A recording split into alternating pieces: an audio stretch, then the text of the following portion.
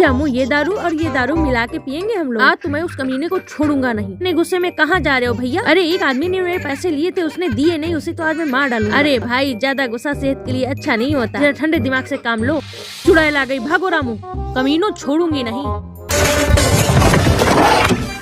कहाँ चले गए ये सारे लोग?